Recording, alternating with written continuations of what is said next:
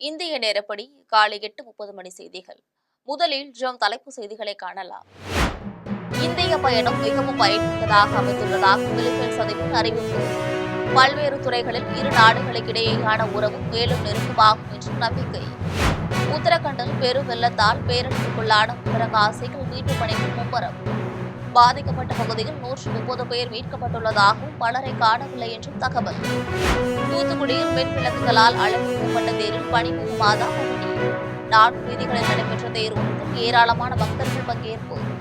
குஜராத்தில் மகி ஆற்றில் இடிந்து விழுந்த பாலத்தின் விளிம்பில் தொங்கிக் கொண்டிருந்த டேங்கர் லாரி மீட்பு. போர்பந்தரை சேர்ந்த கடல்சார் அவசர உதவிக்குழுவின் உதவியுடன் கவனமாக மீண்டதாக ஆட்சியர் அறிவிப்பு. இனி விரிவான செய்திகளை காணலாம். தனது இந்திய பயணம் மிகவும் பயனுள்ளதாக இருப்பதாக பிலிப்பைன்ஸ் அதிபர் பெர்டினாண்டோ ரோபர்டோ மார்கோஸ் தெரிவித்துள்ளார். இந்தியாவுக்கு அரசுமுறை பயணமாக வந்த பிலிப்பைன்ஸ் அதிபர் டெல்லியில் பிரதமர் நரேந்திர மோடியை சந்தித்து பேசினார். அதன்பின் இரு நாடுகளிடையே பல்வேறு துறைகளில் ஒத்துழைப்பை மேலும் வலுப்படுத்துவதற்கு புரிந்துணர்வு உடன்பாடுகள் கையொப்பமாகின. இந்நிலையில் தனது பயணம் நிகழ்ச்சிகள் குறித்து டெல்லியில் பிலிப்பைன்ஸ் அதிபர் செய்தியாளர்களிடம் பேசினார். அப்போது தனது இந்திய பயணம் மிகவும் பயனுள்ளதாக அமைந்ததாக அவர் தெரிவித்தார். இதன் மூலம் இந்தியா பிலிப்பைன்ஸ் நாட்டுறவில் மேலும் நெருக்கம் ஏற்படும் என்றும் அவர் குறிப்பிட்டுள்ளார். உத்தரகண்ட் மாநிலம் உத்தரகாசி மாவட்டத்தில் பெரும் மழையாலும் பெரு வெள்ளத்தாலும் பேரழிவுக்குள்ளான தரளியிலிருந்து 130 பேரை மீட்டுள்ளதாகவும் பலர் காணாமல் போனதாகவும் அறிவிக்கப்பட்டுள்ளது. இமயமலை பகுதியில் திடீரென்று பெருமழை பெய்ததால் உத்தரகாசி மாவட்டத்தின் பெருகிய வெள்ளம் தரளி என்னும் ஊரையே அடியோடு அழித்துவிட்டது. தகவலறிந்து இந்திய ராணுவம், தேசிய பேரிடர் மீட்புப் படை, மாநில பேரிடர் மீட்புப் படை, இந்தோ திபெத் எல்லை காவல்படை ஆகியவற்றை செய்த வீரர்கள் அங்கு விரைந்து சென்று மீட்புப் பணிகளை மேற்கொண்டு வருகின்றனர்.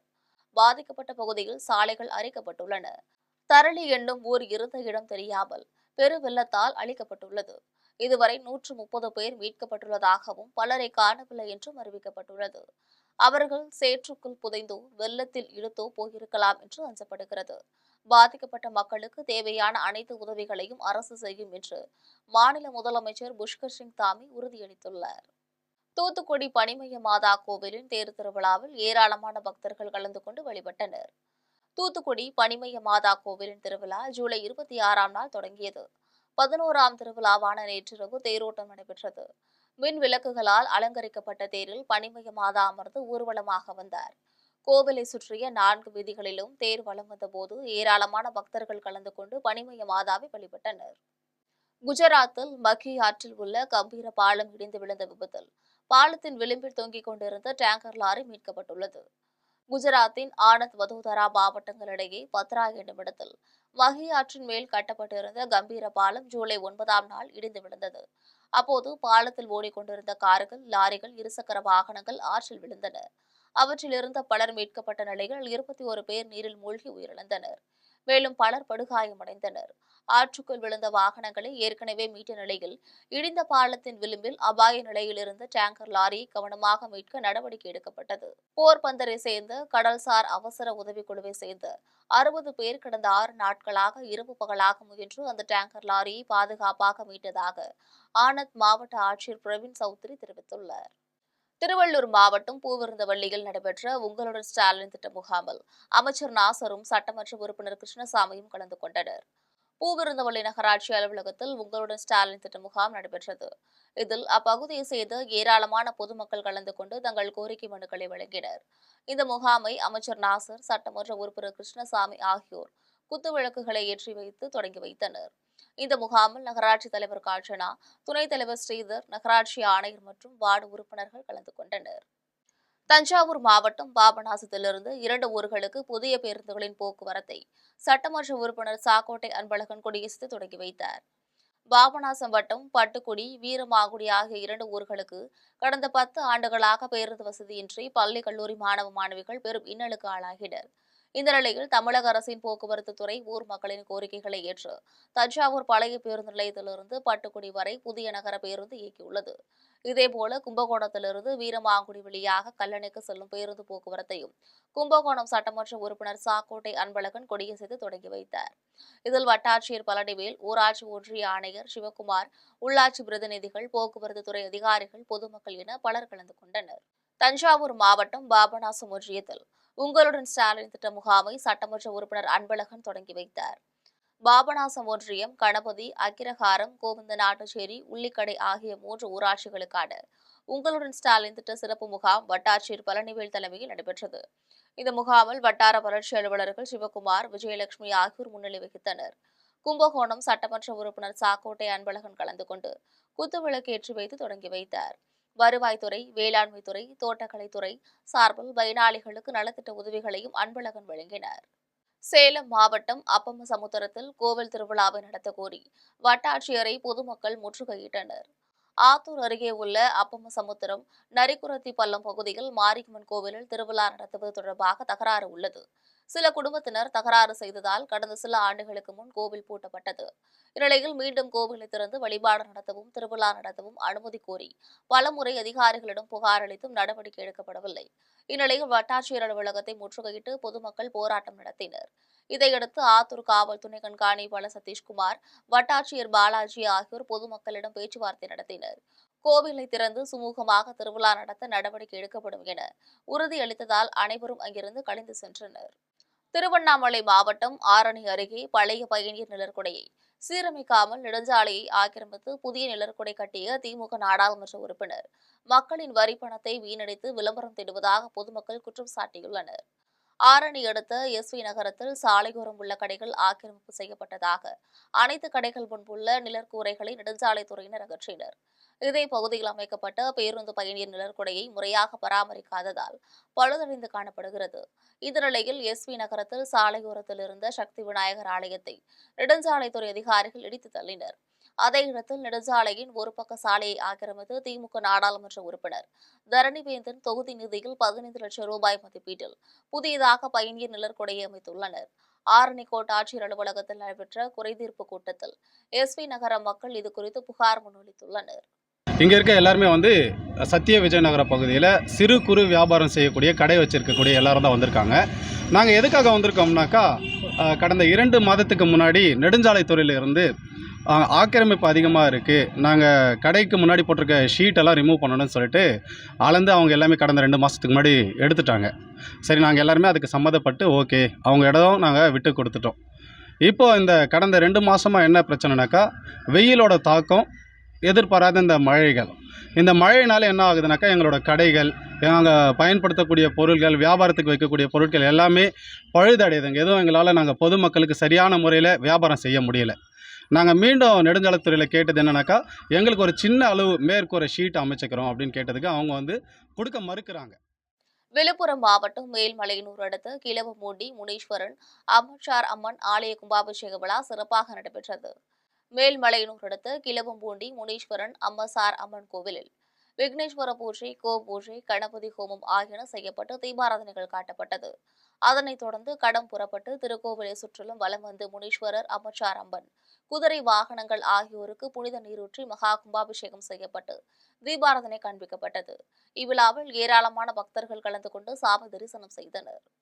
விழுப்புரம் மாவட்டம் செஞ்சி அரசு மருத்துவமனையில் வேட்டவலம் அரிமா சங்கம் சார்பில் உலக தாய்ப்பால் வார விழா நடைபெற்றது. வேட்டவலம் அரிமா சங்கம் சார்பில் செஞ்சி அரசு மருத்துவமனை தலைமை மருத்துவர் கமலக்கண்ணன் ஏற்பாட்டில் உலக தாய்ப்பால் வார விழா தொடங்கப்பட்டது.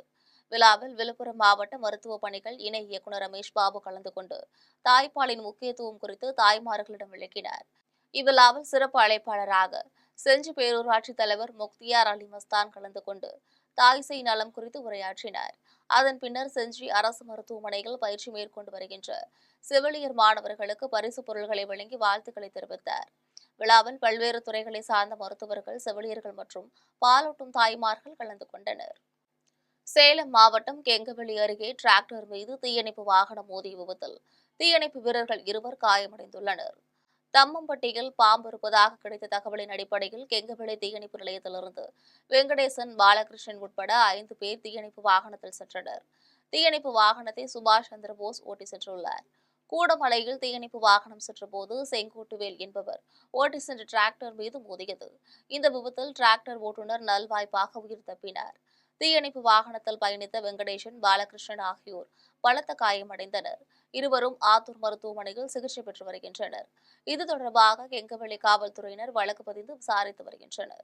கோவை உக்கடத்தில் உளமாக்கல் மற்றும் பணியாளர்கள் நல வாரியத்தின் செயற்குழு கூட்டம் நடைபெற்றது. உலமாக்கல் மற்றும் பணியாளர்கள் நலவாரிய பயனாளர்கள் பேரவையினர் பங்கேற்ற மாநில செயற்குழு கூட்டம் கோவை உக்கடத்தில் நடைபெற்றது. இக்கூட்டத்திற்கு மாநில தலைவர் ஜப்பர் சாதிக் தலைமை தாங்கினார். முதன்மை பொதுச் செயலாளர் அஷ்ரா அலி, மாநில அமைப்பு செயலாளர் அப்துல் ரஹ்மான் ஆகியோர் முன்னிலை வகித்தனர். கூட்டத்தில் உலமா பெருமக்களுக்கு தமிழக அரசு செய்து வருகின்ற நலத்திட்ட உதவிகளுக்கும் வக்ஃபு வாரியத்திற்கும் செயல்பாடுகளுக்கும் நன்றி தெரிவிக்கப்பட்டது.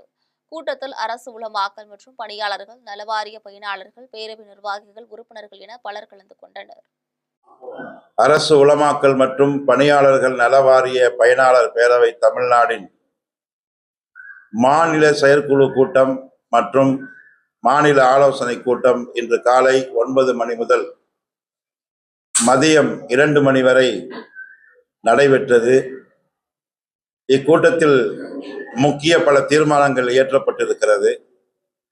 அதில் முக்கியமான தீர்மானங்கள் என்பது தமிழகத்தில் ஆட்சி செய்து கொண்டிருக்கிற மாண்புயர் தளபதி ஸ்டாலின் அவர்கள் சிறப்பான ஆட்சியை நடத்தி கொண்டிருக்கிறார்கள்.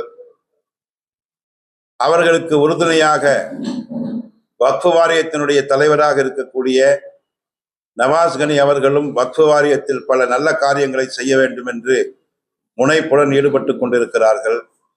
உலமா நலவாரிய பொறுப்பை வைத்திருக்கக்கூடிய அமைச்சர் பெருமக்களும் இந்த சமுதாயத்திற்கு ஏதாவது செய்தே ஆக வேண்டும் என்கிற முனைப்போடு செயல்பட்டு கொண்டிருக்கிறார்கள்.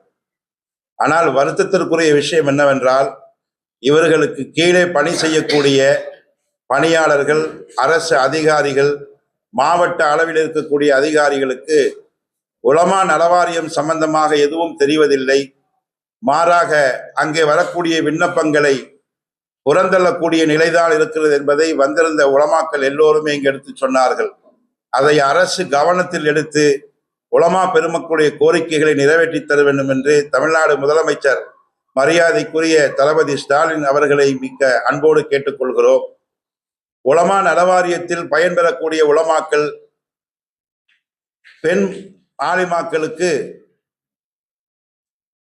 பிரசவ உதவித்தொகை வழங்கப்பட்டு வருகிறது. செங்கல்பட்டு மாவட்டம் கிளாம்பாக்கம் பேருந்து நிலையத்தில் கட்டப்பட்டுள்ள காவல் நிலையத்தை சட்டமன்ற உறுப்பினர் வரலட்சுமி திறந்து வைத்தார். செங்கல்பட்டு மாவட்டம் கிளாம்பாக்கம் பேருந்து நிலையத்தில் பயணிகளின் பாதுகாப்பிற்காக தற்காலிகமாக காவல் நிலையம் செயல்பட்டு வந்தது. நிலையில் 18 கோடியே 26 லட்சம் ரூபாய் மதிப்பீட்டில் புதிய காவல் நிலையம் கட்டி முடிக்கப்பட்டது. இதனை தமிழக முதலமைச்சர் மு க ஸ்டாலின் காணொலி வாயிலாக திறந்து வைத்தார். அதனைத் தொடர்ந்து நடைபெற்ற நிகழ்ச்சியில் செங்கல்பட்டு சட்டமன்ற உறுப்பினர் வரலட்சுமி, பள்ளிக்கரணை காவல் ஆணையர் கார்த்திகேயன், சென்னை பெருநகர வளர்ச்சி குழும அதிகாரிகள் ஆகியோர் பங்கேற்று குத்துவிளக்கேற்றி காவல் நிலையத்தை திறந்து வைத்தனர். 3 அடுக்குமாடிகளுடன் கட்டப்பட்டுள்ள கிளாம்பாக்கம் காவல் நிலைய கட்டிடத்தில் கிளாம்பாக்கம் காவல் நிலையம், வண்டலூர் அனைத்து மகளிர் காவல் நிலையம், கிளாம்பாக்கம் போக்குவரத்து புலனாய்வு பிரிவு காவல் நிலையம், வண்டலூர் உதவி ஆணையர் அலுவலகம் ஆகியன செயல்பட உள்ளன. கிளாம்பாக்கம் காவல் நிலையத்தில் ஒரே நேரத்தில் 100க்கும் மேற்பட்ட காவலர்கள் தங்கும் வகையில் இடவசதி உள்ளது. மீண்டும் தலைப்புச் செய்திகள்.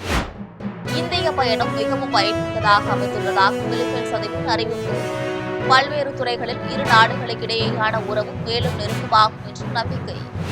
உத்தரகண்டில் பெரும் வெள்ளத்தால் பேரழிவுக்குள்ளான உத்தரகாசிகள் மீட்புப் பணிகள் மும்முரம். பாதிக்கப்பட்ட பகுதியில் 130 பேர் மீட்கப்பட்டுள்ளதாகவும் பலரை காணவில்லை என்றும் தகவல். தூத்துக்குடியில் மின் விளக்குகளால் அலங்கரிக்கப்பட்ட தேரில் பணிபுரி மாதா பவனி. 4 வீதிகளில் நடைபெற்ற தேரோட்டத்தில் ஏராளமான பக்தர்கள் பங்கேற்பு. குஜராத்தில் மகி ஆற்றில் இடிந்து விழுந்த பாலத்தின் விளிம்பில் தொங்கிக் கொண்டிருந்த டேங்கர் லாரி மீட்பு. போர்பந்தரை சேர்ந்த கடல்சார் அவசர உதவிக்குழுவின் உதவியுடன் கவனமாக மீண்டதாக ஆட்சியர் அறிவிப்பு. இத்துடன் செய்திகள் நிறைவடைகின்றன. மீண்டும் செய்திகள் மதியம் 1:30 மணிக்கு.